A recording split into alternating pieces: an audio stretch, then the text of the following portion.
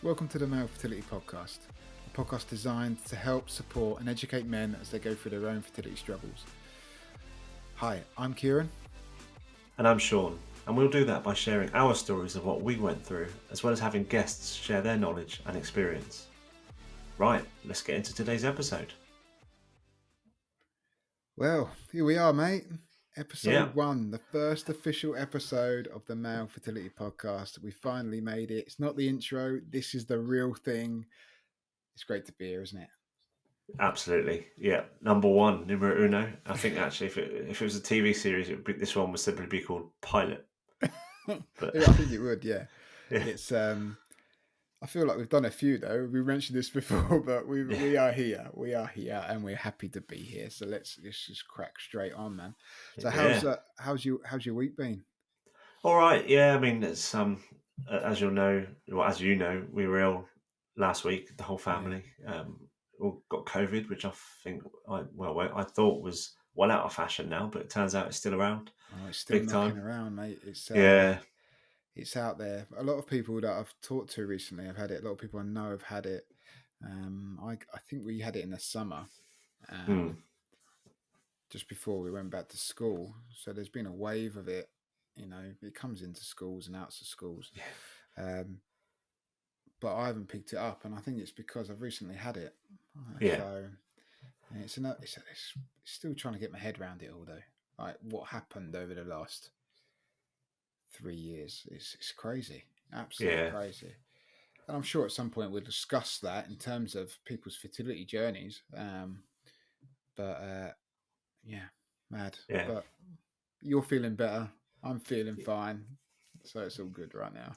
Yeah, exactly. I mean, the introductory episode we did last week, I'm a little bit hoarse. I was having to hold back a lot of coughs on it, but yeah, fully fit now. All good. How are you? I noticed that little on and off button on the old on the mic going. I'm all right. It's been a bit of a mad week for the Hannington household. My son Sebi managed to trip over. He didn't get his hands out in time, and chipped all his front teeth and knocked one tooth up slightly into his gum. Oh, poor lad. Smashed all his chin up. So I was waiting for some clients to come into the gym, and I got a frantic phone call from Jen saying, "Can you go to Sebi? He's had a fall. He's had an accident." So I went to him, poor lad, covered in blood, all crying. But he was nails through it. He cried, but he was on a walk. They were going on a night hike, like just around the local race course, and he just tripped. It was just an accident, but he wanted to finish the walk. Oh, bless him. Mate. We've got to get you to hospital. So we got him there, and then that's all right. And then the dentist the next day, and they fixed his teeth, and then it fell out, and then we had to go back, and it just rolled on, you know. And then on top of that, we had Enya's third birthday at the weekend, which is another experience, you know, 3-year-olds running around. Equally as traumatic as falling over and knocking your teeth out. Yeah. For me, no, it was a lovely time, and moments that I'll treasure, you know, because there was generally times that I didn't think I'd have those moments. So as stressful as they are, as chaotic as they are, every moment's precious. You know, the good and the bad. You learn from it. You develop as an individual, as a father, or whatever way you want to put it. So yeah, it's been an interesting Hannington household week. Yeah, sounds a lot more interesting than mine.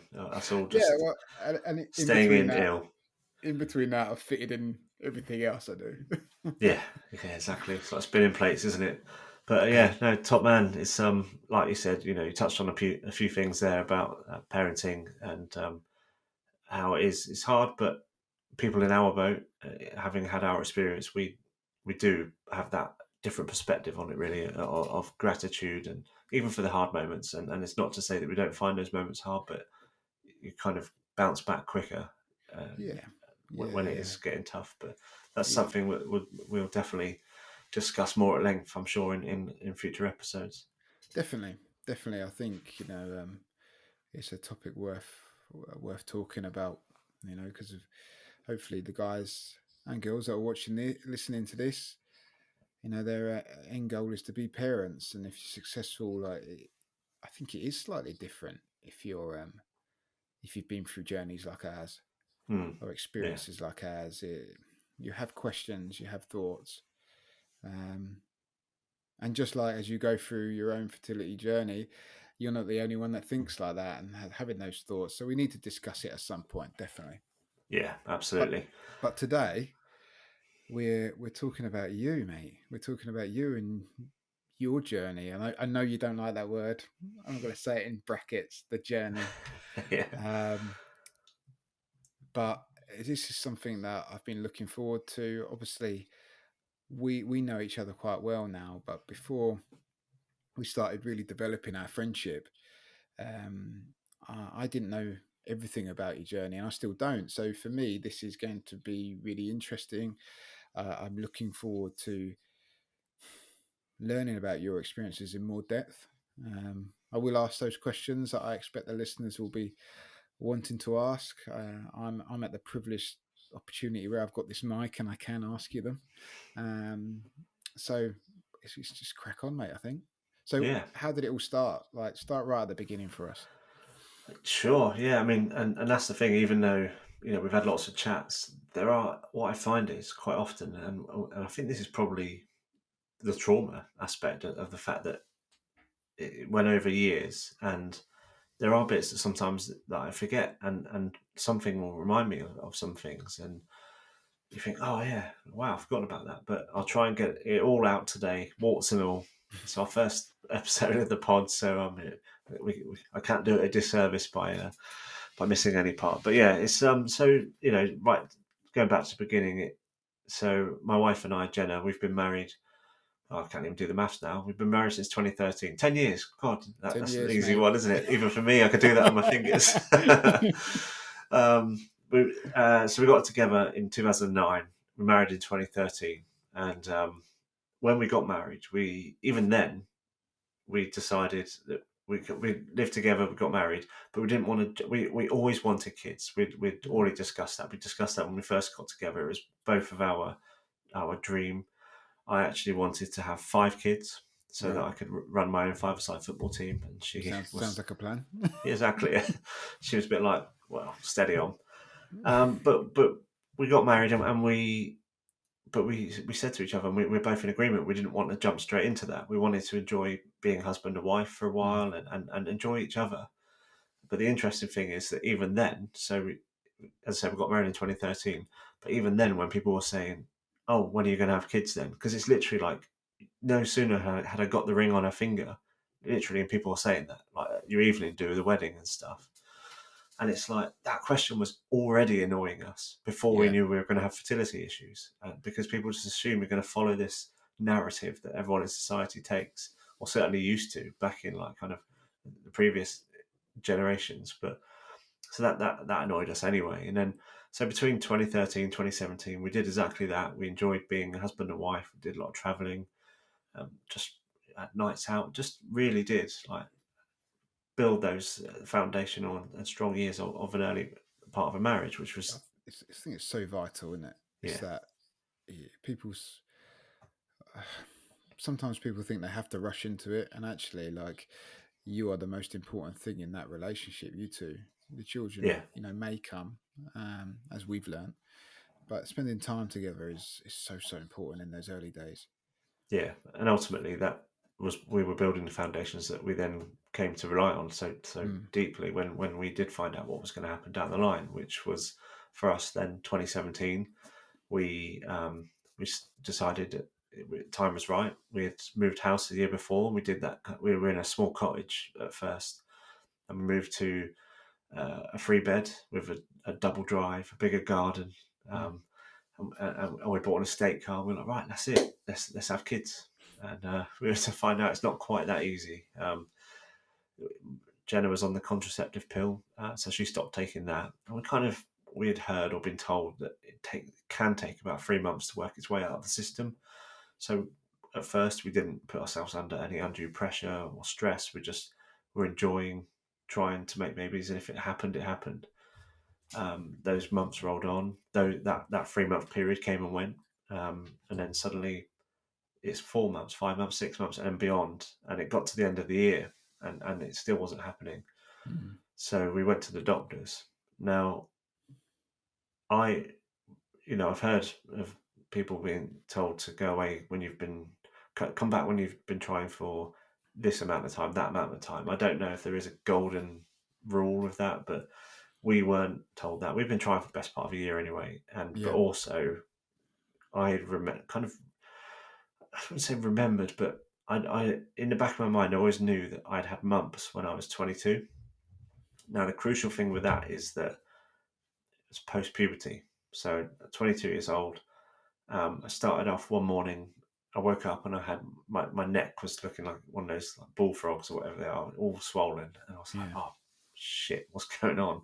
I thought that maybe I had glandular fever, and then I just kept getting more ill. Went to the doctors, had a blood test, and was established quite early on that I had mumps. For 3 weeks, I was so poorly, and Mm. that the crucial part of the link between that and my eventual infertility was that the swelling went south to my balls, and Yeah. they swelled up like huge, literally like the skin was taut, and but that was 2005, Right. and this was before smartphones, before we all had an absolute wealth of knowledge in our pockets. And I'd been to the doctors.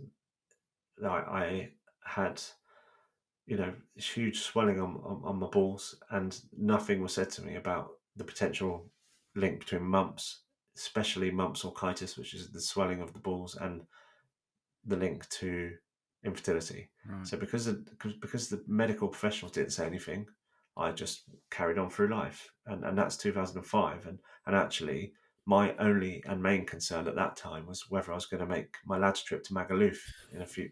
I think it was a month down the line, Yeah. Yeah.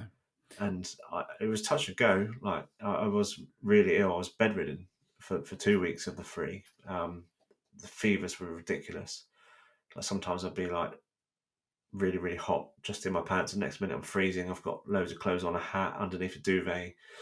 Yeah, it's really poorly. But like I said, there was no link drawn to infertility. And in hindsight, you think, well, it's not a stretch Mm. to picture the link between my hugely swollen balls and the damage that could be causing and fertility issues. It's not like I went in with a bad knee or a broken elbow or something.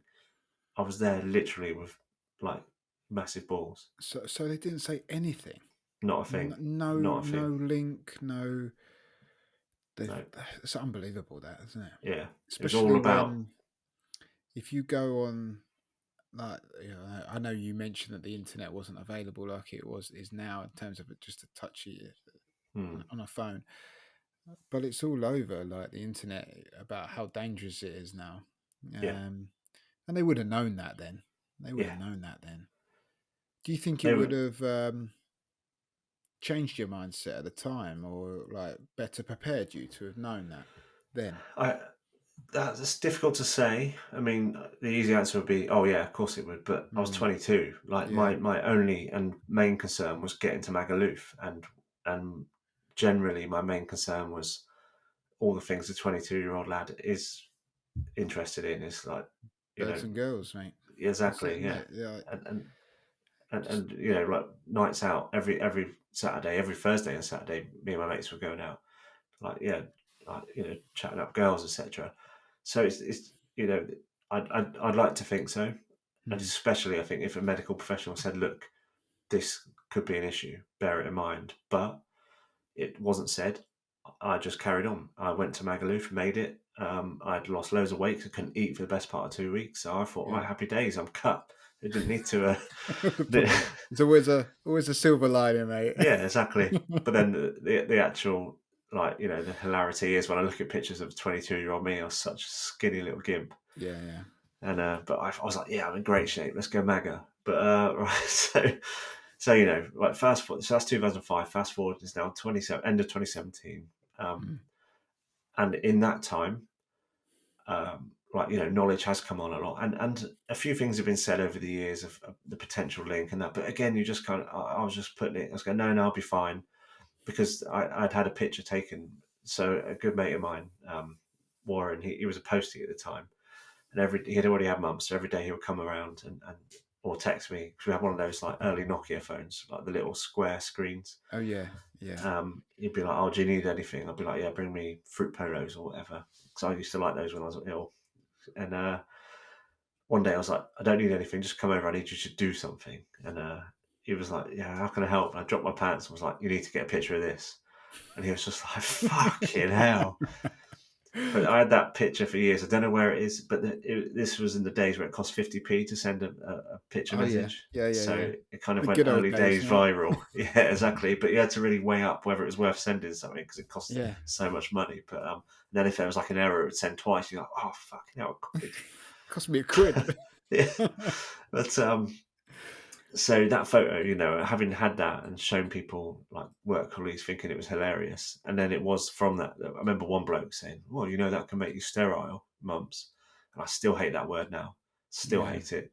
And again, I just laughed it off. But anyway, having that in the back of my mind, somewhere in the recesses of my mind, was what then, when I went to the doctors, that's a huge bit of digressing there, but it's all relevant. It's all part of the story. So It's the big part of the story. yeah. It's the potential cause of the whole Hmm. story, isn't it? It's the catalyst that sent it all going.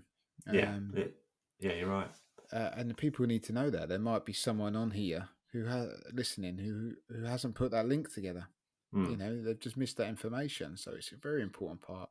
Yeah, and that's the thing. Like, so having that little inkling in my mind, telling the doctor that, and thankfully he took our concerns seriously, referred us on for tests. So I was sent out of county. We didn't have the facility where I lived to conduct sperm analysis, so I was sent up to Cambridgeshire. Went up there, had to do a sperm sample, so you get a free one. Yep. You're allowed to talk about that one, if you know what I mean. It's having a tug that's not shrouded in secrecy. And again, like, I look back at myself then, and so I was 2017, 34, and it was all a little bit bantery, like, "Oh yeah, just got to go and do this, it'd be fine." Yeah. And my only inkling of what it could be like, any perception of giving a sperm sample, was from Road Trip, the film. You've seen that? Yes, I have. Yeah. And of course, it's nothing like that. And suddenly, like, when I got there and I've walked into this clinic, the kind of reality dawned on me very quickly. Yeah. It's very obviously like clinical, very sterile, to use that word again, in a different context. I don't mind using it in that way. And very formal. You're given a form, you look at it, and they're like, "Yep, you have to note down if you've like missed any, if you missed the cup, and write down what time you produced the sample, and all this." And then I get taken to this room, and it's just the most ridiculous room. Like, there was a chaise lounge there, a telly and the remote was in a freezer bag. Yeah. And then like some magazines, all stuck together pages. I'm laughing because you're describing it exactly. I think they're up and down the country like this. They're just the same look Exactly. wherever you go. And we'll talk about experiences in more detail at some point. Yeah, this is going to be an episode in itself for sure. For sure. Absolutely. But yeah, I mean, I joke about the magazine. I didn't actually touch them, and that's the other thing. So I thought, there's no way my ass is going near that chaise lounge. There's no way I'm touching that remote that's in a freezer bag, and there's no way I'm using those magazines from like the 1980s. I'll give you a little bit of something that happened to me. Right, I know we're in the middle of you, but once I used the magazine, and I took it, right, and we were driving home, and I said to Jen, "Have a look in that bag. I got something for you." Brilliant. And she wasn't happy. Amazing. But that's one story. There's lots to do. But the poor bloke after you who's walked in and gone, "Fuck, what do I use? There's nothing here." here. There was loads of them. It's ridiculous, isn't it? And So thankfully I had 4G, so I just used the good old internet, and Oh, yeah, it was weird, mate. And I did it, and there was a little service hatch in the room, and I had to put it in along with the paperwork and ring a bell to say I've done it. And it's weird yeah. because I heard someone open the door like straight away after, like, Oh, on they're the other side. waiting. Yeah, and I think, God, he's taking ages. But then I went to leave and realised that I left the door unlocked because I Yeah, was so panicked. But so I did that, I got through that, and waited, I think, 2 weeks or so, and I was at mm, work one day, and I get a phone call, and I knew it was the doctors. It was my GP. So obviously, I've got the number saved. No, it's them. So I went outside to take it, and I'll never forget this moment because so the girl who's phoned me, I'm pretty sure I don't know who it was, but I'm pretty sure to this day it was probably the receptionist, yeah, because essentially what she was being asked to do was phone me and ask me to book a second appointment. But so I'm like, okay. She's like, yeah. She started reading the letter essentially that she's got in front of her, and I can only imagine that she didn't proofread that letter first, because she's going, yeah, you need to come. We need to get you to do a second sample, and it says that you've got. And then she stumbled over this word. She clearly hadn't proofread it. She was trying. She said, "It says you've got a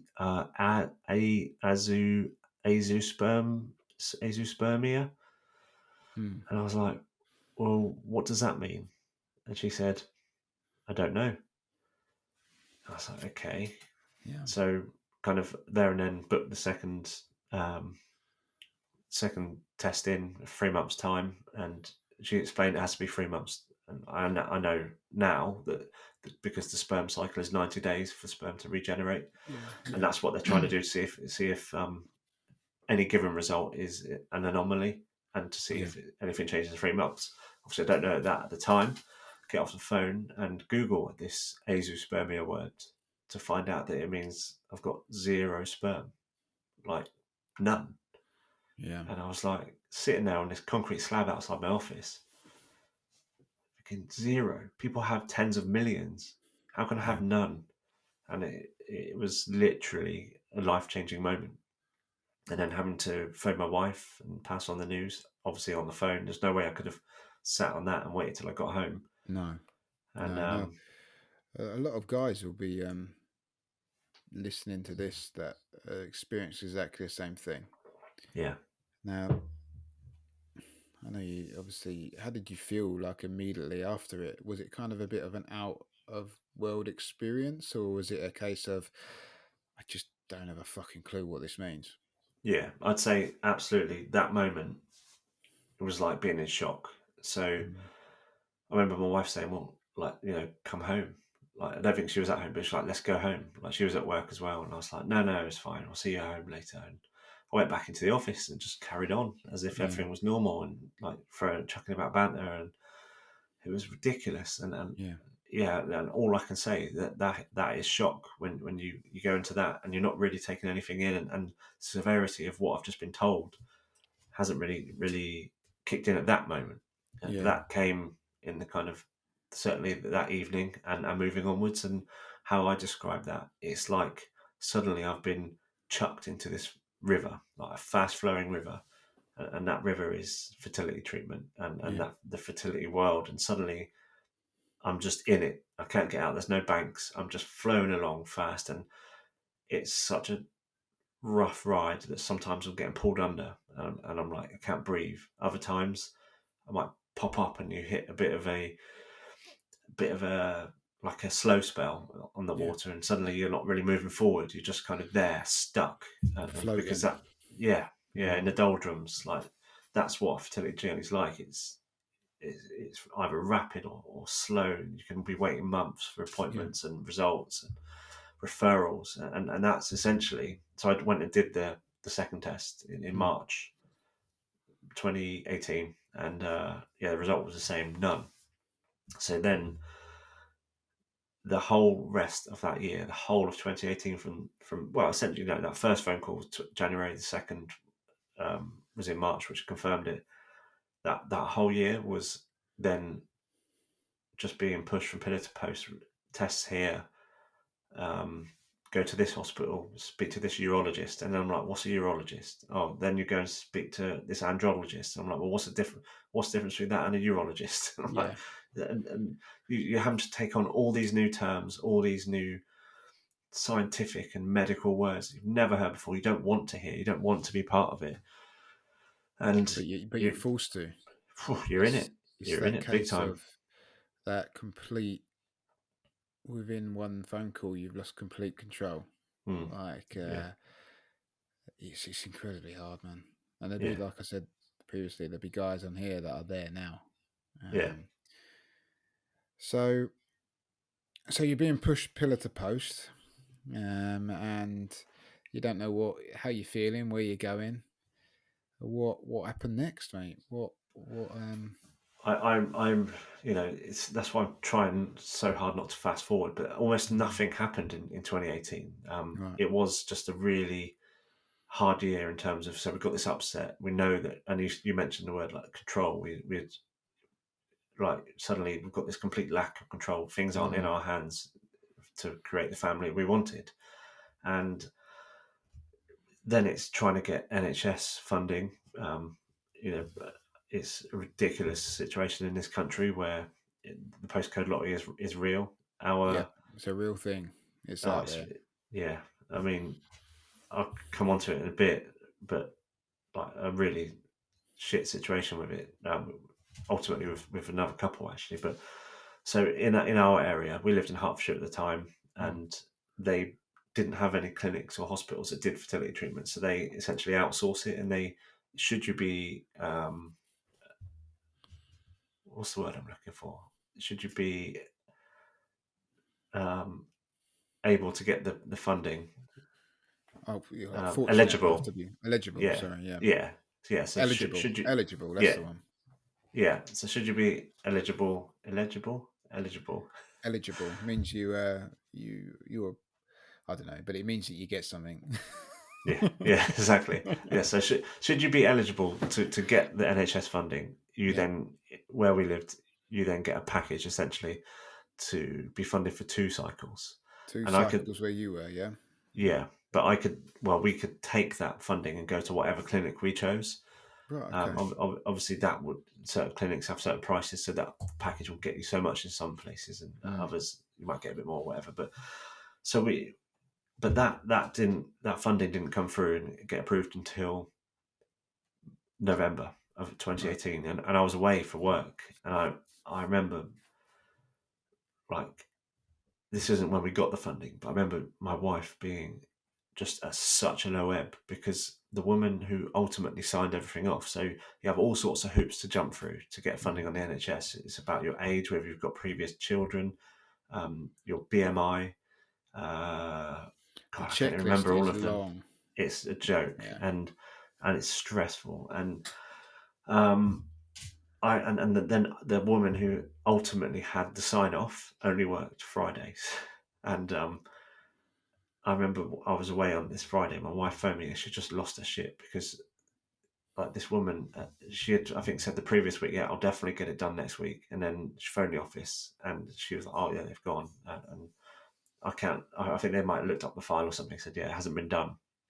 So my wife phoned me, and I was in Hampshire at the time, and I just couldn't get home and she was really so upset, because time's ticking on. We've almost done a whole year now just trying to get this funding and trying to get things cracking. And fortunately, it was pretty shortly after that it did go through. And I think part of that was that my wife went absolutely apeshit at that woman, because there's ways of going about things. Look, we know that ultimately shouting and screaming is not going to get you everything you need, but sometimes you need to. Sometimes you're like, if you don't get heard, you don't get seen. So at this point, mate, you would have been, from, if you say in brackets, trying for a baby, to this point, you start nearly 2 years. Is that right? Yeah, basically, yeah. It's a long time, isn't it? Like, especially when you just anticipate that it's going to happen, and society kind of tells you it's just going to happen. Yeah. So I kind of, I know exactly how you feel, because we've been through a similar thing. But you can understand Jenna's upset. That need for a baby's there, isn't it? Yeah, And yours as well. yeah, It's a long time, 2 years, a real long yeah. time. Well, that's the thing. Like the whole of 2017 was kind of like it was like the initial excitement. Okay, let's do it. Let's get that baby. We, like I said, we had all the other pieces in place, like the home and everything. And then as the months went on, it started getting a bit more tiresome because it's like Yeah. trying to just then produce on demand. And I remember really well, and Jenna denies it, but I was at work walking along the street with a colleague, and she phones me and she's like, "Where are you?" I'm like, "Well, I'm at work," because at this point she was doing those ovulation tests. Yeah, the ovulation tests. Yeah. Yeah, and she goes, "Can you come home?" I'm like, "Oh no, I'm at work." Like, "You okay? What's up?" Type thing. She was like, "Oh, it's just it's a really good time." And I was like, "Well, we'll be home in a couple of hours." She's like, "Just get home as quick as you can." And I hung up the phone, and I think my colleague, he's a mate now, and like he had 3 kids, and he knew he just knew what that phone call was He could about. tell. He could Yeah, tell he'd been there. the tone of the mumbling he could hear coming Yeah, through the phone. yeah, yeah, and he just went trying, and I went, yeah, yeah. Yeah. He goes, yeah, it gets stressful when it's like that. And I was like, yeah.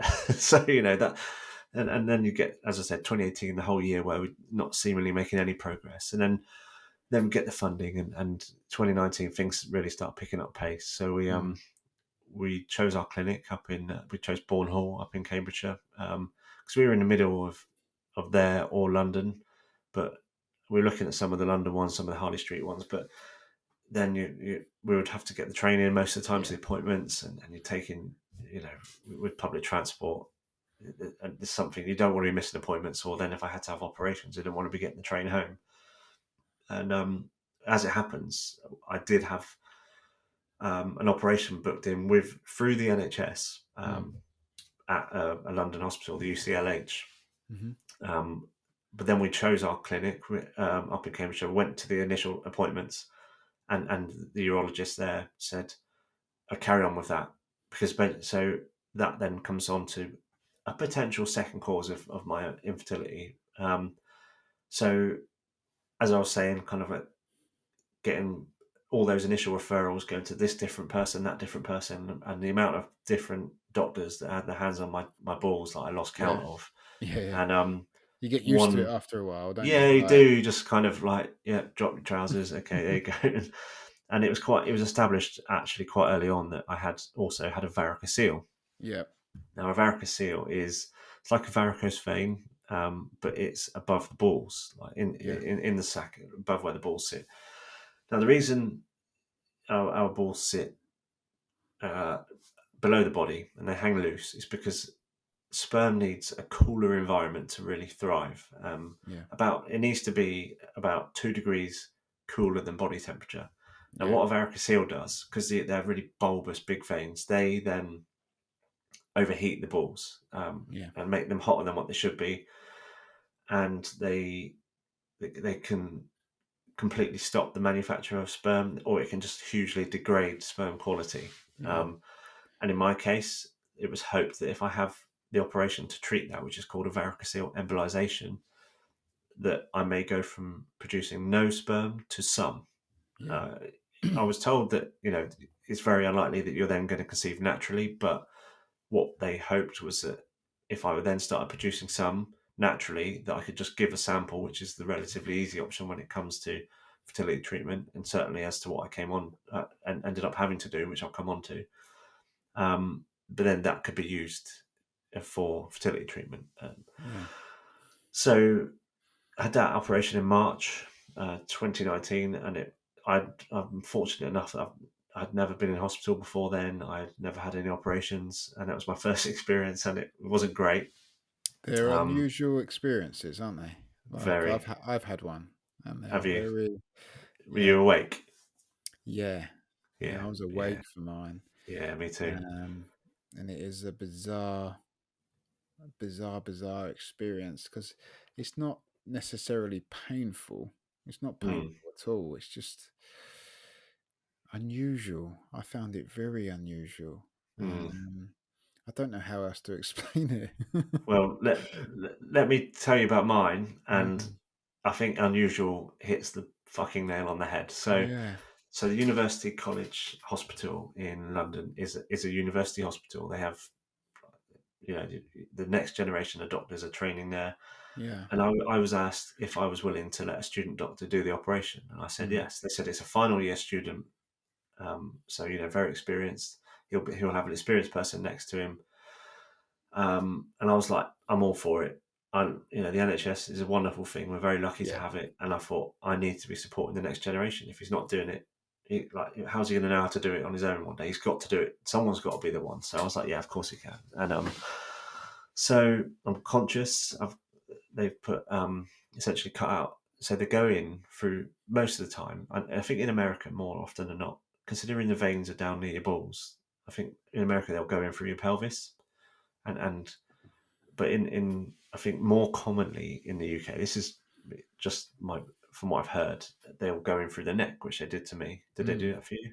No, they went in for the groin for me. Right. Okay. So the But way that's been explained to me is going in through the groin is like going through the country roads to get where they need, but yeah, going in through the neck is like taking the M4. It's more just go direct. straight down. Yeah. Yeah. Yeah. And so what they did, I was under this big shroud, and they put this big blanket over me, just apart from a square where my neck is, and I had to lean to the left because it was going on the right hand side. And at first they put like a catheter down through me, and then injected dye, and I could feel that dye. It was like Yeah. cold. Obviously they'd locally they'd done a local anaesthetic by this point, but I could feel the dye through my body. Because then what they do, they put a catheter through, and essentially then they're passing a wire through my body, Yeah. and it's weird as I say this. I swear I can feel the wire. It's like giving me that kind of weird kind of feeling to say, yeah, I'm here. Yeah. Um, Yeah. but they do this all via X-ray. Essentially, they watch a screen watching this metal wire going through my body, and that's why they inject the dye so they can see it. Um, and the reason, or certainly in this case, in my case, going down through the neck, the main reason why they want to keep you awake is that at certain times I had to breathe in so that they could easier bypass certain Yeah. areas of the body or whatever, just open up veins or whatever. I don't But know. help open the valves and things. It helps. Yeah, It's movements. yeah, and so it got to a few times they said, right, we need you to breathe in and keep like biggest breath you can take, and then hold your breath, and then come 30 seconds or so later they say, okay, breathe out. I'm like, right, good. Then it started kind of going a little bit downhill, and you'd hear things that you don't want to hear when you have an operation. I heard the experienced bloke go, whoa, whoa, whoa, stop, stop, stop, stop. You didn't want to do that. That would have been game over. Um, and You're I'm like, like, I'm lying there thinking, what the fuck? Like, yeah. game over? What? For what? For me? Lights out, mate. Done. Yeah, Done. exactly. And there was another thing. Do you know? I haven't. I don't often. I don't want to berate. I volunteer, but there was another thing. But I haven't recalled the story that much, so it's hard to remember. But there's another thing. I think it was something like, oh yeah, not quite sure what you've done there, or something like that. Mm. And so it's not going great at this point for me. And Yeah, not and not the best experience. no, and what they'd done, they'd left like the left side of the shroud open, and every now and again, this nurse, really nice nurse, would come and just look in and say, "You okay?" And I'm like, "Yeah," because I had to stay with my head to the left, and that Mm. was aching as well, like kind of really far over because they're obviously plugging away and pulling. Oh no, I've just remembered what it was. I could feel my neck, like where they were pulling around and going in. Yeah. And I said to them, this is probably 5 minutes into the op, and I was like, "Oh, just one thing." And they're like, "Yeah." I was like, "Yeah, I can feel that. Should I be feeling that?" They're like, "No." so so they gave me a little bit more of a dose of the anaesthetic. That's what it Yeah. was. And so I've done the breath holding thing a couple of times, and then they've done it again. They said, "Nice big breath, please." And I'm there, and I've got people with implements inside my body. I'm Yeah. going to do exactly what they tell me to do and when. And I'm there, and I'm like, any danger of telling me to breathe out? Any danger? And they're not telling me. And suddenly I'm like holding my breath, like kind of starting to convulse a little bit because I'm desperately trying not to breathe out. Because I'm like, if I breathe out, Yeah. am I going to put myself at serious risk? And And then the nurse obviously saw that I was squirming and came over and just peered in and were like, "Are you okay?" And I said, "Can I breathe out? Can I breathe out?" And she was like, and then I heard the doctors go, "Oh, I'm so sorry. Yeah, sorry, you can breathe out." And You're holding your breath for 30 oh seconds, my a god, it was more minute. than that, mate. I think it was about flipping a minute and a half by that Was point. it? You know, Oh.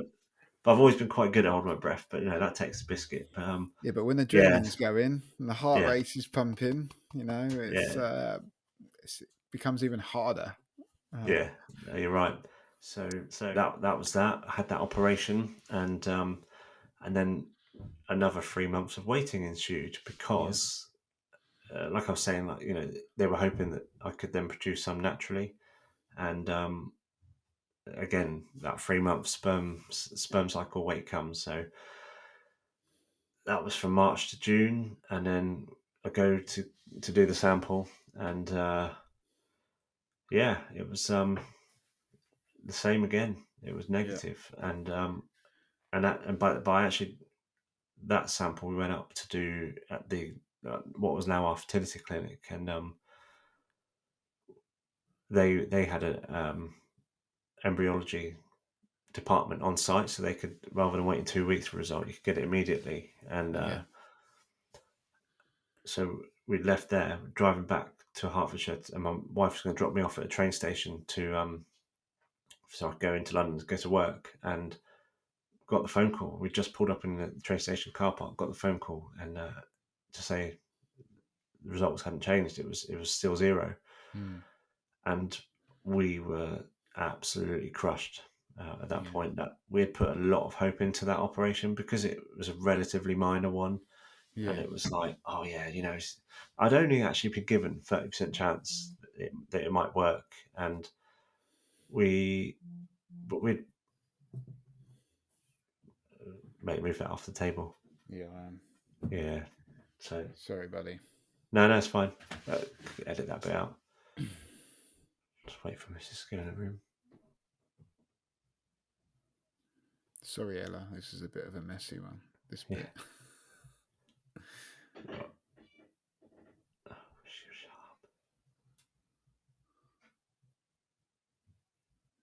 Right. So, yeah, we'd only been given about 30% chance that it would work, but Yeah, 30%, that's a good chunk, you hold on to and it, don't you? oh, Like I you really hold on to absolutely, it. yeah, really had grasped like really tightly onto that. And I'm an optimist anyway. I always have been a positive person, and I was convinced it was going to work. And then to get that phone call that day to say that there was still no sperm, that really crushed us. Mm, And I remember we were at that train station car park, and it's just life could be cruel sometimes. We just received that phone call, and then a girl walked past the car with a pram of a baby in, yeah, and I remember Jenna just being so upset, and I was like, where do we go from here? What do we do? And we just we were essentially back in that state of shock. And yeah, I remember her actually saying, because I was like, well, that's it, I'm phoning work, I'm not going in. She was like, no, go in. She's like, I need time. I need to be alone. And so that was, really tough leaving her. But, you have to respect when you're going through stuff like this, you're going to need times where, of course, you rely on each other and need each other to prop each other up. But there are other times where you do need that time alone or time with friends or whatever. And so that's what she'd asked for. And I went into work. And again, like I said earlier, I went in essentially try and act like everything's normal. And I've yeah, just had the most crushing news. And so then, kind of, that's June. And the urologist up at the fertility clinic has said if that didn't work, which we know didn't, I have this option of something called a micro TZ. yeah, And this was the nuclear option, so to speak. This was having my balls cut open and to look for sperm directly from source, exactly where it's being made, in the hope that they can recover some, and to see if there's potentially an issue where it's being blocked from coming out, or by the time it comes out, they're not viable or whatever. yeah, So to try and get them straight into the lab to be able to use again for IVF, or most likely ICSI at this point, selecting one particular sperm and putting it in the egg. And I didn't know if I was going to go for it, actually. That we were offered one they kind of penciled us in for August 22. Sorry, 22? No, of course not. That's last year. August 19, Yeah. which was 2 months after well, no, 2 months after that last result, but Yeah. some 5 months after the varicocele operation. But because of my experience of that varicocele op and how horrible it was, essentially, I was reluctant to do it. I'd been given this sheet of information of the side effects, and obviously with any major operation, there's the kind of generic side effects like massive blood loss, blah blah blah. Yeah. Yeah. But one of the concerning ones was that it can essentially decimate your testosterone levels and prevent my body, my balls from creating it anymore. Right. And that was quite concerning because my levels, the highest I'd ever known them to be, was still on the lower end of normal for someone of my age, Yeah. and that was established when I first started having like the initial tests and stuff. And I was starting to kind of think about alternate routes to parenthood. So my wife and I, we had always agreed that no matter what it took, we were going to be parents. We kind of had this motto of we haven't come this far to only get this far, Yeah. Yeah. I and get that. I understand that. yeah, that was carrying us through a lot. And we talked about whether like we could use donor sperm or adoption, for example. I'd ruled out fostering because my mum still is a foster care, and as of now has been for about 26, 27 years or something. So Yeah. I'd had first-hand experience of that kind of kids coming and going and go like being adopted or moving on, and that wasn't for me. I wanted a degree of permanence. So the options for us were kind of adoption or donor sperm. And I was coming to terms with it because we're now talking summer 2019, so now 2.5 years since we first started trying, a year and a half Yeah. since diagnosis. And not only was 2018 really hard because we weren't seemingly making progress, but it was really hard for me because I was essentially going through grief. And I didn't Mm. know that at the time, but I was going through these feelings of, so grief in no particular order. The first four stages are denial, blame, anger, depression. And I don't think there might be a defined way that the experts have written it, but I can tell you from first-hand experience that they come and go in waves, and I remember them Yeah. acutely. Um, I remember the blame one, for example, because I phoned my mum and like almost accused her of saying, "Well, like, why didn't I have the MMR jab when I was a kid?" And she was like, "You did." So because I was looking for a reason why I'd had the mumps, Yeah. but like to try and blame her, and as cruel as that is, but of course I'm not of rational mind at this time because with grief people associate that with like losing someone, but I was Yeah. losing I was losing something. It was the death of my ability to pass on my genetics, and so I was grieving that. I didn't know this at the time. Because It's we now. Go on. sorry, I was going to say we've talked about this, haven't we, off camera, in terms of you really go through this self-finding journey. Mm, Like you almost lose your identity of who you yeah, think you are, and you grieve for that. yeah, You grieve for that, and it's not until you process those stages that you've just kind of discussed or highlighted that you start to really become aware of it. And I think I've talked to guys, you've talked to guys that are going through that, are still going through that, have been through it, and everyone's length of time in each of those, or whether they're combined, is all different. It's such a scramble. mm, yeah, Um, yeah. There it's an is no. You incredible. can't force your way through it. You That's what I can't. learned. You have You to let can't. things play out. Uh, it's just such an incredible and difficult um, experience, isn't it? Mm. Like, sorry, mate, I kind of did butt in a bit there, No, but no, it's fine. I just wanted to kind of highlight that what you've just said really resonates with me as well, and I'll talk about that in the next episode. Yeah, Um, but it's important that guys that are listening to this out there realize that that is a completely normal process to go through, yeah, and it's almost it's vital to be able to process it. yeah, Otherwise, yeah, you won't get to where you need to be. process it. Sorry, mate, carry on. So yeah, I mean, having gone through that grief, ultimately the last part of grief is acceptance, and this is the kind of more active phase that you have to reach. The first 4 phases, I was very much being dragged through it, sometimes unconsciously, not knowing why. I was just angry all the time. But with acceptance, I had to really start pushing myself there. And what I realised is, this is an overarching kind of viewpoint of my whole story. We are going to go in more depth about everything that we're talking about, because there's so many similarities between us, and talk about our perceptions. But ultimately, what really started to build the bridges for me and get me to the point where I was considering alternate routes to parenthood was the acceptance of starting to accept who I was, and actually how much more I had to give as a man, as a husband, and as a father. Yeah, So I sorry, mate, just jump in there because it's just echoes exactly what I went through, but from a different experience, if you know what I yeah, mean, like a different angle. It really, it's a self discovery journey, isn't it? As well, hmm not just one about this physical journey that you're going on with your treatment. You learn so much about yourself, and that acceptance, I think, is probably the hardest part of it all.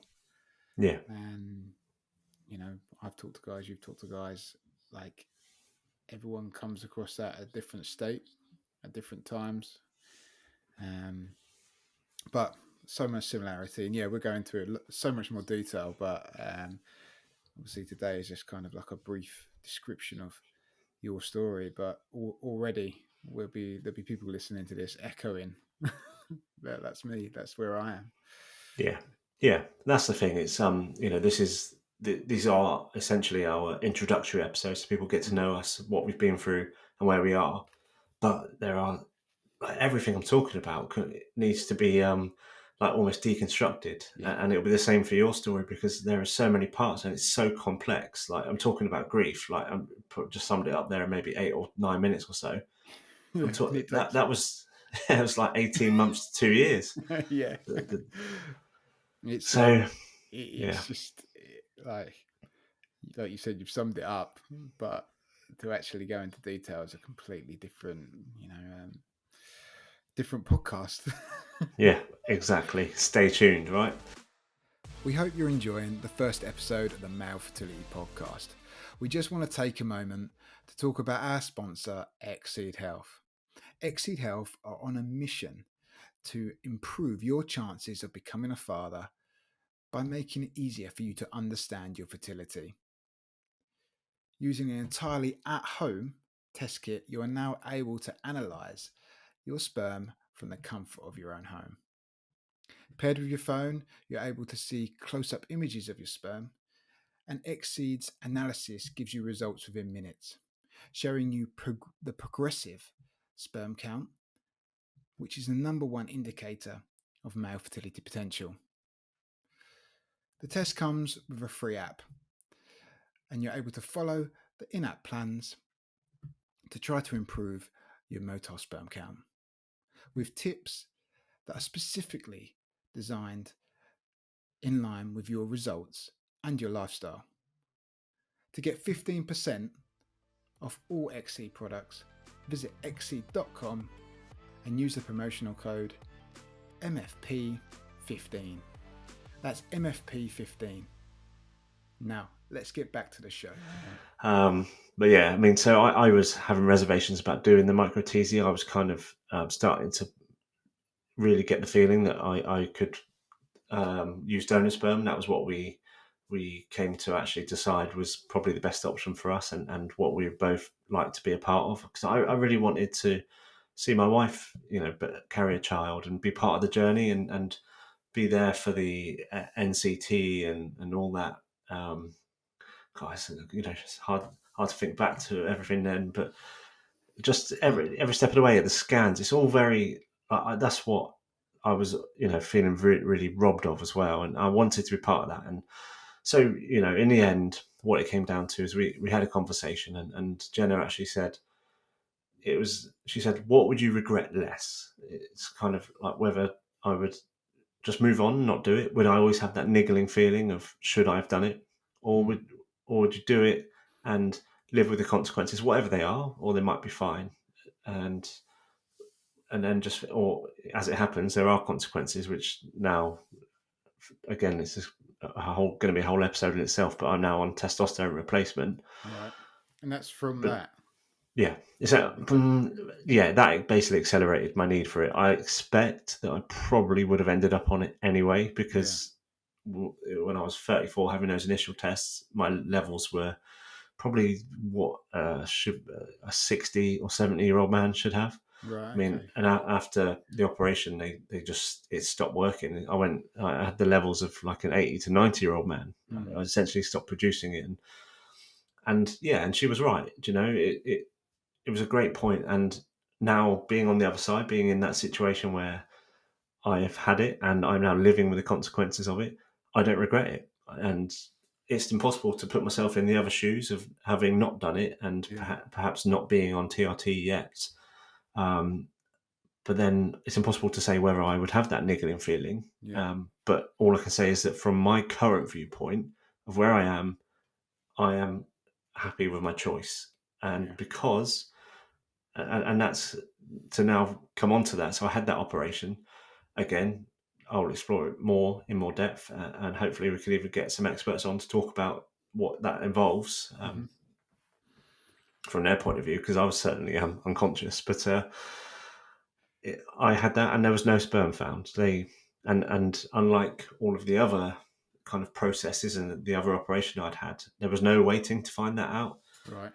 Literally, I woke up, I came around, and if anyone's seen it, there's a picture on Famous my picture. Instagram. Yeah, literally, where I've got my thumbs up with this kind of massive padded jockstrap on and these hospital socks, and I'm sitting there gurning with a big grin There must with be my a thumbs way. up. There must be a way we can put that as like the image for this podcast. But this Maybe episode. 1 week only. Yeah. I mean, it's on my Insta and it's on my website as well, so it is what it is. But I still to this day have no idea why I'm flipping smiling. I've just been told. I've just been told there is no sperm. There was. The urologist stood there. He's going. He's just been in both of my nuts. Yeah. And it's funny because, like, to me, I got wheeled in the theatre. This is the next thing I know. Whereas just before we were going down, they were telling both of us that it could last anywhere between half an hour or 2 hours, Right. depending on how much exploration they need to do. Yeah. And unbeknownst to me, I was in there for the full 2 hours, and then Right. you kind of, a little bit longer with the patching up and wheeling out and stuff. So my wife knew, and she said she actually found that a really upsetting moment because she was there on her own in this kind of waiting room. The minutes were ticking on, and she was just like, every minute that went past, she knew what the result was going to end up being. So that hit me, and as much as I thought I was in a place of acceptance before that, it's interesting because actually hearing that result, there's such a stark like closure to it. Yeah. That actually did. It took some time to get over. It wasn't like I was like, okay, press the button on donor sperm now, let's go. Firstly, I was in a lot of pain. I've heard of some chaps going back to work after 5 days. Yeah. For the 5 days after mine, all I could do was be in bed or on the sofa, and if I needed to, which I was trying to avoid, was go to the toilet. Yeah. I was walking like John Wayne, and that would be probably doing a disservice to John Wayne. It's like a lot slower to him than him, but it wasn't a nice place to be. It was bakingly hot as well.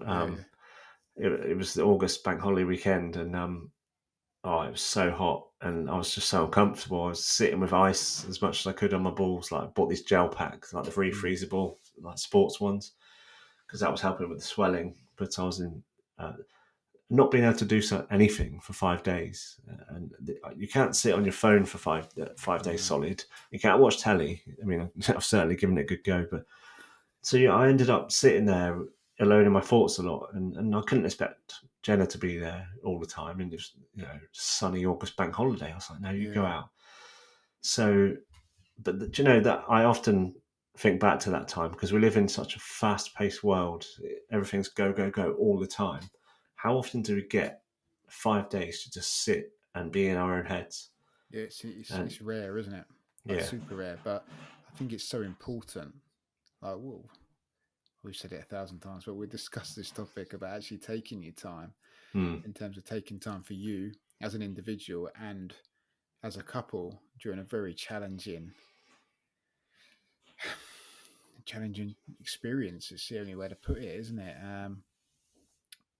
But I didn't have the same procedure as you. I didn't have one of those, but uh, I had an operation on my ankle like years ago, and it was a similar thing. Just sat there doing nothing, and your brain's going, "Well, this is fine. My head's fine. I need to do something," and it's just another challenge of the situation you find yourself in, isn't it? One that you yeah, probably weren't expecting. Like you didn't expect to feel completely bored for a week or yeah, in complete agony for a week. Um, I've talked to people about the microtesia, and it's a very intrusive procedure, um, and there's no way of kind of buttercoating that, is there? You can't. You're gonna be in pain. You're gonna need that time. But when almost there's so much going on in your head, the last thing you want to do is sit still. We talked about the fact before of how important like exercise is to both of us, but you get probably, next to finding out that you have no sperm, the second most um, emotional news you've received, and you're told, well, now you've got to sit still for 5 days. Now, I yeah, couldn't imagine how tough it was psychologically. yeah, yeah. And it was, and like you touched on, we do talk about like how important exercise is for us. And my natural reaction to that would have been either to do some horrendous hit workout or Yeah. go for a walk, because it for me that's like meditation. I often am only thinking about what I'm doing right there, and it just is a great escape. But Mm. couldn't do that, and I was in my own head, and actually, um, there's a balance with being in your own head, because Yeah. I often say to guys now, it's good to work through your thoughts and emotions, feelings, but actually don't stay there too long, Mm. because actually you don't start to find answers. You just kind of go around in circles.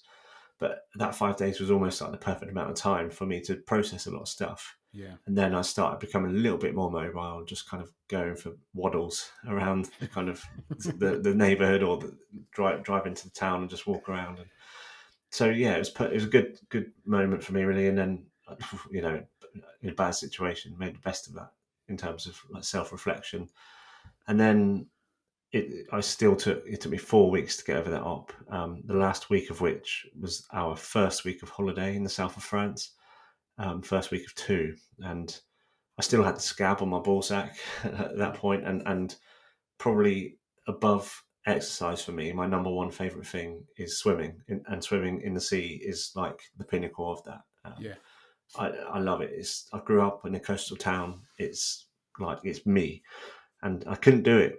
I couldn't get in because I still had flipping essentially a wound, and I lasted a few days, and I did, and it got what's the word I'm looking for, like soft, and just fell off. Oh, And oh in right. Yeah. fairness, luckily it didn't bleed underneath. And to be like, the salt water is probably good Still, for it. what And would have sorted out, mate? yeah, You know, exactly. It heals everything. Chop a leg off. Oh, it's all right. Jump in the sea. jump in the sea, it'd be Yeah, fine. But there's still that fear with it, isn't it? yeah, Like, especially with your previous experience of mumps and stuff, the last thing you want is an infection in your balls because you know yeah. how painful that is, and it's not a nice experience. No. It was quite a moment getting in. I was like, yeah, I was really really fearful, and Yeah, it all worked out for the best, thankfully. And because I was like, come on, it's 4 weeks now. I need to move on. And yeah, yeah. I, The mind wants it. Sometimes the yeah, body can't give it, can it? yeah, And I just find that, or I found definitely that even the most basic decision, when you're going through, that experience, that journey, as we don't like to call it, even the most basic decision, you question, like, is this the right decision? Is this going to benefit me or damage what I'm ultimately want to do? And because you might not realized it, but I expect there was a thought in your head that what if, you know, you did this and it did even more damage, or yeah, yeah, very very highly driven anxiety at that point, I would have Yeah, expected, mate. yeah. There was still a lot going on in my head. I was still kind of having to refine that last level of acceptance. Of like, can I, be the father to donor conceived children? And actually, I read a book on the beach on that holiday, which essentially changed my life. It really pushed me into not just acceptance, but like this like high form of it. And Yeah. that was I've got it here somewhere. I don't know where it is. It's called The Little Big Things by Henry Fraser, Right. and he's a chap who had it all kind of going for him. Very good rugby player, good at school, and then got paralysed on a lad's holiday from the neck Right. down.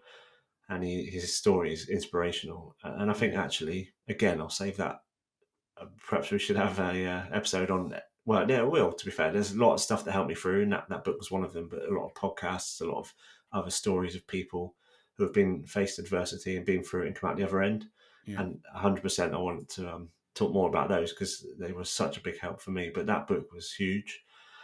That then kind of as we got home and moved into the autumn, like October, that's when I really started coming back to that place, and I was like, okay, let's start looking at some donors, and we started making our selections, and that we chose kind of middle of both of us rather than just trying to replicate me, because that was something which I had let go of, and I think it is important that I wasn't going to pass on my genetics. I wasn't passing on my looks, my traits. The traits you do pass on, to be fair, but my physical appearance. I'd come to terms with the fact that I didn't want to just try and create, Yeah. a, Like a mini a you. new me. Yeah. Yeah, because that's all part of that grieving process, really. And I was comfortable that I was letting that go. So we chose middle of both of us, what we both had, like blue eyes, green eyes, hair color, height, median, and stuff like that. And we were given six what's the word I'm looking for? Six donors, like, Yeah. 6 because you also, possible donors. Yeah. yeah, because we also chose our sperm bank in house, our clinic, rather than kind of complicate things more by looking to go abroad and Right. ship them in or something, or Yeah. from Yeah. any other banks in the UK. So it meant that there was less choice, but actually that wasn't a bad thing for us, because it can lead to like decision fatigue if you've got hundreds or thousands of selections to make. Well, it's a massive decision, isn't it? Like I couldn't contemplate making a decision like that, not even with my experience right now. Mm. Um, the processing you've had to go through to do that, as like you said, like let go of that need for that biological connection, but acknowledging that connection is still going to be there, Yeah, and then choosing, you know, ultimately what sperm you're going to use for your children. I mean, I even yeah, now, like talking about it, we've talked about it before.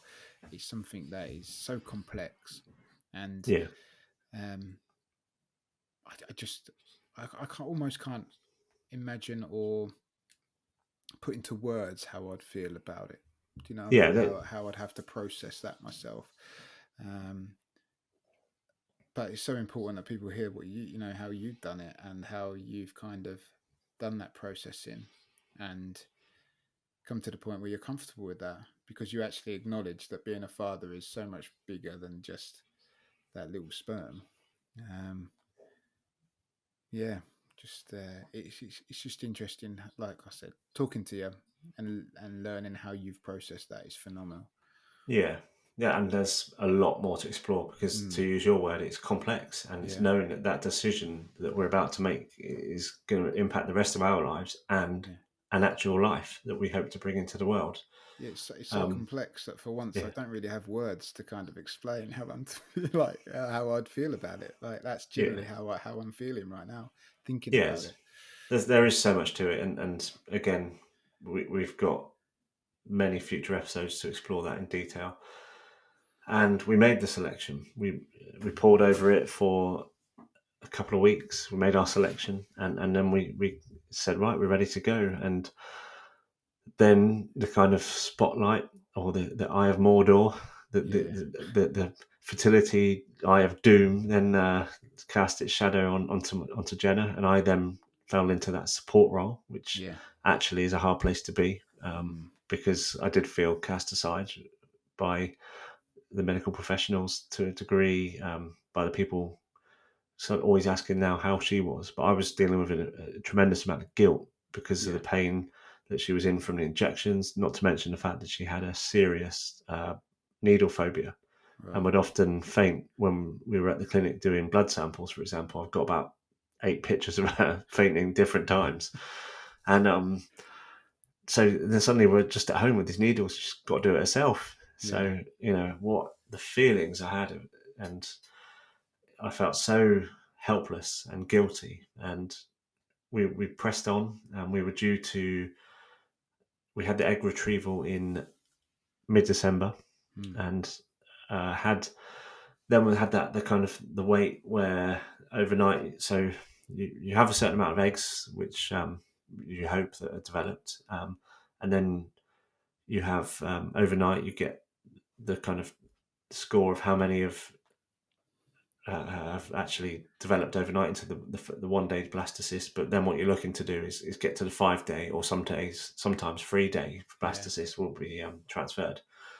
But what happened with us is that Jenna actually produced 26 eggs, which is a hell of a number, but that Mm. comes with consequences. And she developed ovarian hyperstimulation syndrome, Yeah. because essentially, this is the clues in the title, but her ovaries became overstimulated, produced so many follicles, so many eggs, that when all those eggs were taken out of the follicles, 13 on each side, they essentially filled with fluid. And it's really serious and can be fatal. And she was really poorly. So we knew she had that almost immediately because of the way they can tell. And so we knew that we wouldn't be having that embryo transfer in 5 days or at all for Yeah. an unlimited amount of time. And it was so hard because we thought we were finally getting somewhere, and so then we had the rug pulled completely again. And there's literally, they just said, right, it gave us all this information about what it is. If you feel this symptom or that symptom, don't come here, don't phone your doctors, go straight to hospital or call Hospital. 999. And you're like, flipping hell, this is serious. And I actually Because had to phone the clinic back up when I got home yeah. because I was in like a state of shock. And obviously, not to mention the massive upset of knowing we wouldn't be having the transfer. I Yeah. was in shock. My wife was so ill immediately, like really ill. And so I had to phone her back up to find out that kind of aftercare. And it was really hard. I remember she went to bed like almost immediately. We got home, and she was breathing so shallow, like Yeah. because so her ovaries were really swollen, and it They pushes just up on the swell up, don't diaphragm. they? Yeah. Yeah, really impacts breathing. And I remember I kept going up and checking on her, and she was breathing so like shallowly. Is that even a word? So shallow, and Yeah. like really like just faint, short breaths, and really scary, really scary. And that was really hard in the fact that we were just told, like, yeah, you just got to go away. Your embryos will be frozen, and you have to Just cope. wait till you get Wait. better. Wait. Uh, Because the same thing happened to Jen during when we were going for Enya. She overstimulated, and it is as a partner, it is one of the scariest things I've ever experienced. As a it husband, was, yeah, just like they give you, like you said, the limited information, but it's like the most critical information you could have. yeah, And they make it sound, well, they do make it sound exactly what it is, which is really dangerous. Yeah, you have to keep calm, keep collective, even though your anxieties are through the roof right at that moment because you've just been told an additional piece of information that's put everything on hold. But somehow you muddle through, don't you? Somehow that's the only way I can describe it, just muddling through. But yeah. yeah, That basically sums up any fertility journey. You don't know how you do you it. You muddle on, but just muddle on, like. But given that information, I like as you were explaining it, then it just brought back my memories of being told like you're yeah, overstimulating, you can't go yeah. ahead No, it's really after tough. after all these injections, after all this. miniature journey within a journey. So Yeah, it's I remember the next morning. Yeah, the morning when they told her when they phoned us to give us the overnight results, which was that 21 had made that overnight stage. yeah, The embryologist that phoned us. Sometimes some people in life are so brilliant without even really knowing, or I think even trying, and you could yeah, tell that her answer was so natural and yeah, unrehearsed, unscripted. And so she gave us a number, and we were like, "Oh," she was like, "That's fantastic, well done."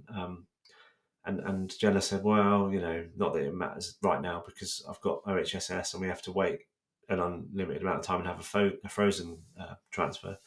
And she was just so flippant and so quick. And bear in mind, this is a scientist whose expertise is fertility. yeah, She went, "Well, there is a massive school of thought that actually frozen transfers are better because it lets your body get over all the medication that you've been taking, all the hormones, all the stimulants for the last like couple of weeks or a month. That actually then you're in a more natural state." And yeah, that made us feel so much more positive. And we tried to give feedback. Like we said, can whoever that, if it's noted who phoned us, this was months down the line, but we were like, can that embryologist please be thanked because her words meant so much to us. yeah, And so that the next couple of months were actually for Jenna especially a really dark place because we were just in this kind of, again, in the doldrums, didn't know how long it was going to be until we could go again. And then also in the days after, her belly swelled so much it looked like she was 6 months pregnant. yeah, And yeah. that was really hard because that's what you desperately want to be. And we were so far from it at that point. I remember like once it all started to flush out, she like just couldn't get off the loo, like just urinating all the Mm, time. The amount of water the body was just flooding out was unbelievable. Um, but exactly what you said, that distinct kind of big stomach, really like swollen stomach, mm, um, and it's hard to see, like almost because it's a view you want to see, but with a baby in there, you know. yeah, yeah, absolutely. Yeah, she was really in a bad place and really withdrew actually from a lot of social stuff, a lot of seeing friends and family, and that's what she's all about. She's such a social butterfly, but Yeah, to see her do that was really hard.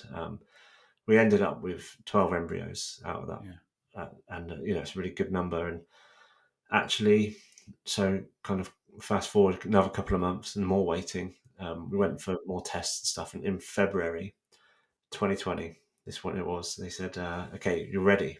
On your next cycle, your next monthly cycle, you're going to be ready to go again." We knew roughly when it would be, and had the dates, had all the meds ready to go, and we were due to start in 2 days' time, and then March 20, was it the 20th of March or 22nd of March? yeah.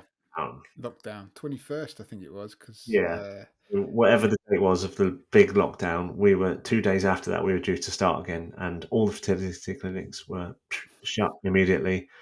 And again, we're just in this phase of not knowing what's going on. And I know, like the whole country, the whole world was in this, like in any respect. And actually, do you know what? By that point, we were like, this is the whole thing has been out of our control. The whole fertility struggle, but this is really out of our control. It was a worldwide thing, and actually, we just kind of embraced it. We played the game, did what we were being told to do. Not that the government were, but let's not make this a political podcast. let's not talk about that one, mate. No, so but we did it, and we actually it was good for us as a couple because with our work we were often could be like passing ships in the night, but suddenly we were together Mm. all the time, and it was I know for some that can drive people crazy, but because we didn't really ever have that time before, it was good. Yeah, We really started focusing on health, on mind and body. We were exercising all the time together, and then obviously going out for our hour walk that you could have, having garden workouts, and then obviously you'll remember that May was just gloriously hot, like every day, the sunniest May on record or whatever it was, and we were just in the garden all the time, and we got pissed sometimes, and that's what we needed, that blowout. I mean, we yeah, had a really funny video where we were playing beer pong, and here's just a general tip for anyone: don't play beer pong with me because I have an extremely good aim. I'm basically like the best cricketer that never was. I'm a very, very good thrower and a very, very good catcher, Yeah. but I've never been into cricket. I should, and I played once for my local team and got bowled out for a golden duck, I think it is. I actually stumped myself out as well. But anyway, I could have just been a fielder my whole career. It would have been brilliant. But Earn anyway, some I'm good money digressing. doing that, mate. Yeah, just to feel your turn to go back. No, I don't do that. I just Don't do field. that. I just catch. Anyway, but so yeah, we had a good time, and actually it was May of that year that the clinics were given the green light to Yeah. open, and that was very dependent on the clinic whether they could pass certain tests with the government about how they're set up. And we were fortunate that ours was open straight away, and as it happens as well, Jenna was in the right place in her cycle, and we were able just to go. We didn't have to go there again because we had all the meds. Yeah. And we were just, they were like, right, go. This is your date. They sent us through like the forms with what you do on what day, what measurements, and that was the one. And we had the embryo transfer. So it was technically our first transfer, but it took so long to bloody get there. Yeah. I think it's third time of asking, and it was, fortunately for us, it was positive, and that then became our amazing, beautiful twins, Ray and Evelyn, who were born Oh, in mate. February 21. That's what it's all about at the end of the day, Yeah. isn't it? Like, yeah, it was one cycle, but it took a long time to get there, didn't it? Yeah, And didn't it just? up and down, starting, stopping.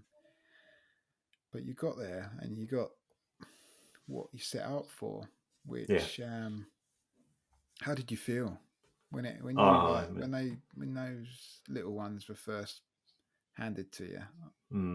it How was how quite did you? incredible, but scary in other ways. I mean, I found the whole pregnancy quite an anxious time Mm, because I was just hyper aware of we're not there yet.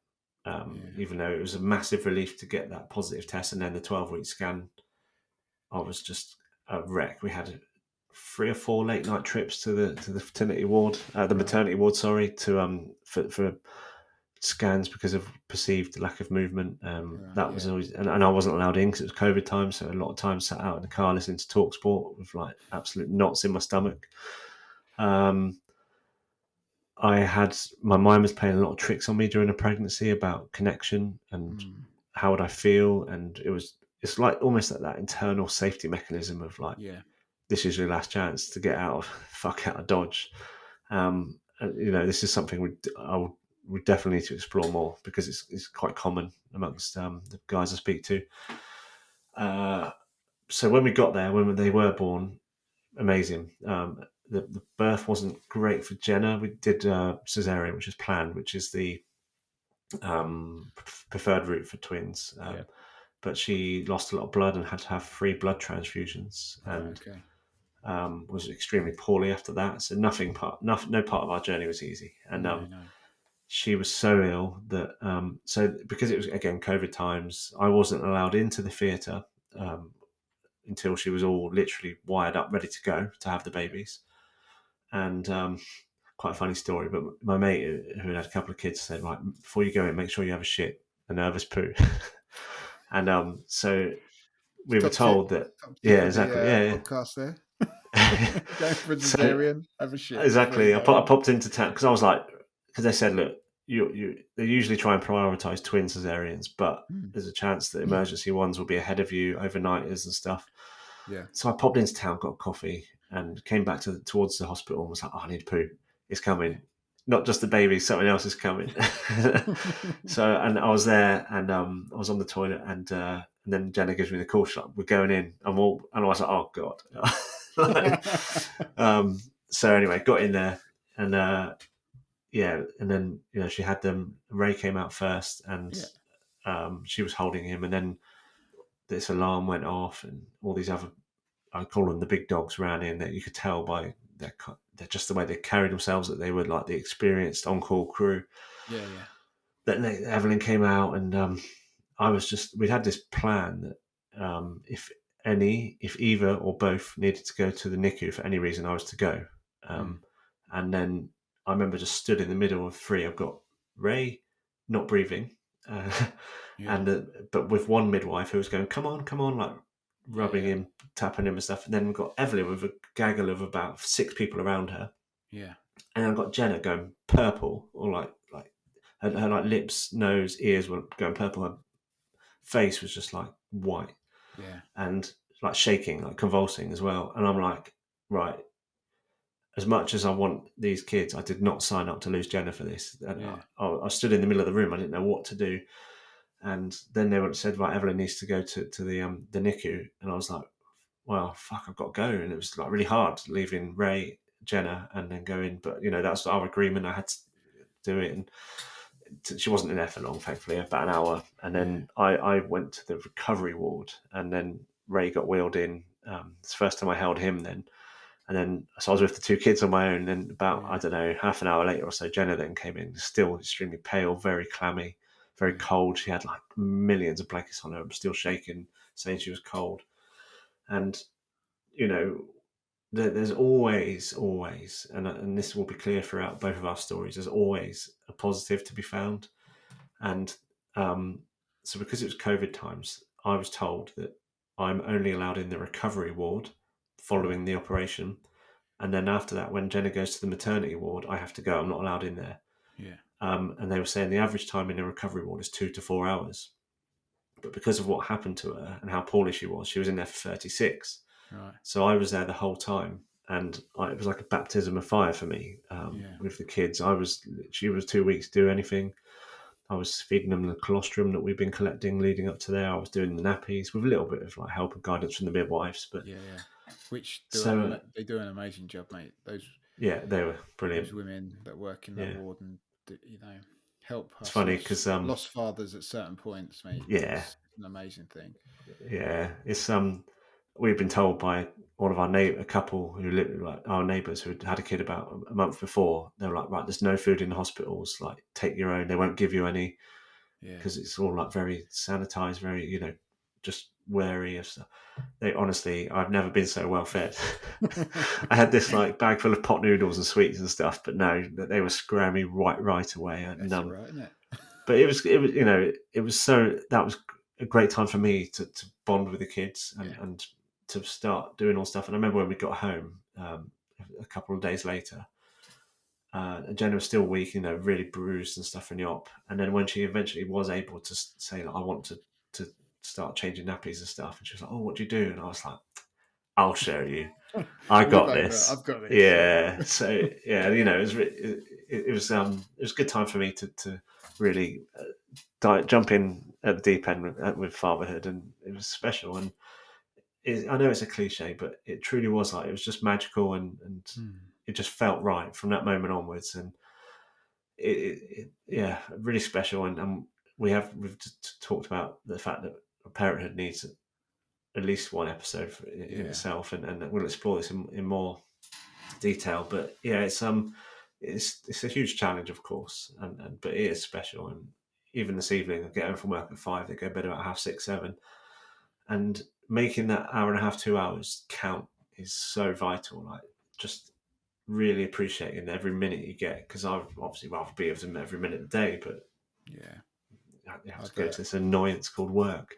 Yeah. Well, I've learned that the busier I get, the more important that valued time is. Yeah, Like, even if they've got me for 20 minutes before I go back out, it's 20 minutes of quality time, whether it's with the children or whether it's with, you know, Jen, or whether it's with my mum because she's come to see me. Whatever hat I've got on, making sure that's quality time is incredible, incredibly important. Sorry, I tell you, yeah, it's something we're going to have to talk about, which will take a complete episode. Is obviously the what COVID did to people's experiences, yeah, because for Enya, we went through. Um, it was around COVID time, um, and it was a completely different experience to when Sebi was born. So it's definitely something yeah, I want to talk about, the definitely. difficulties around there, because it's something that's in recent years has been really hot discussion. Like, you would have talked to guys, I've talked to guys about their experiences. Really challenging time. But Yeah, your story, mate, it is inspirational in terms of like how you've processed everything, how you're so willing to talk about it. And it had a good ending for you. It had a really positive ending, and I've really appreciated you sharing it tonight. We could be here for hours, I reckon, Yeah, talking about yeah, about definitely. it. But that does feel, I mean, it feels like a good place to bring this episode to a close. We've Yeah, probably talked a lot more than what we planned, but that's the nature of it, isn't it? But that's it. yeah, I we'll think certainly. I'm up next, mate. Like during the You next certainly episode, are, yeah. and I can talk. Yeah, So we'll see how long that one is. But it's been amazing. It's been a really, really, really good episode, mate. And I've learned things tonight that I didn't know about your experience. And in my head, I'm going, that's really similar to what I went through. I remember that feeling. Oh, that I didn't experience that, but I wonder what it felt like. And I'm sure listeners are thinking the same thing. So if they are, we really want to hear from them, don't we? yeah, absolutely. So Instagram. What's our Instagram Instagram is account? You know what I'm like, memory like. Instagram is at the Male Fertility Podcast, and we also have an email if you're not on Instagram. We have an email, and I know this one, the Male Fertility Podcast at gmail.com. There we go. Absolutely, that's it. Nailed it. Yeah. But yeah, get in contact. Send us any questions you may have, and we'll cover them in future episodes. And yeah, until then, we'll be back for the next episode, which is Kieran's episode. Which is mine. I can't wait, mate. Right, take care, everyone. Yeah, cheers. Have a good one, buddy.